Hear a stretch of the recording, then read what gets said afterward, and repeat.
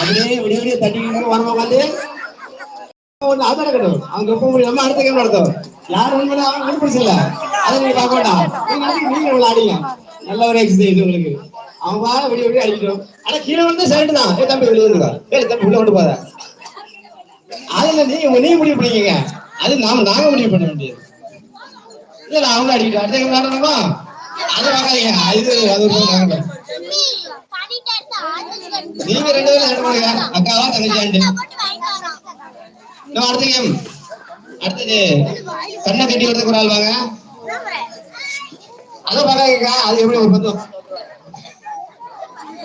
அதுக்கு வச்சிருக்கு. விட்டு கொடுக்காம அடிச்சுட்டாங்க. அடுத்தது என்னன்னா பலூனை கட்டி தம்பி பலூனு கொடுறா. 2 ரூபா பலூனு. இந்த பலூனை கட்டி ரவுண்டு போட்டுருவான். கண்ணை கட்டி விட்டுருவான். அதை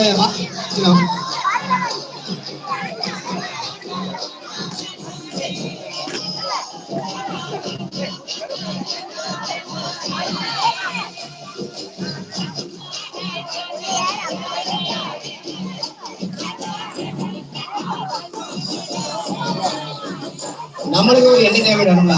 அவங்களால அடிச்சு வந்து கவருது. என்ன விட்ட கூடாது. கீழே விடா மேல விடா. ஏமா விட்டுறாத. உன் வீட்டுக்கார அடிச்சே விடுவான். ஏன் தோக்க அப்படின்னு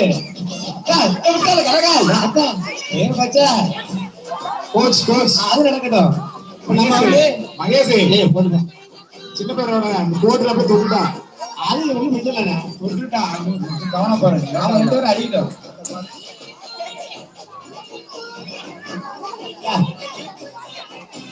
வேத்து கொட்டிட்ட.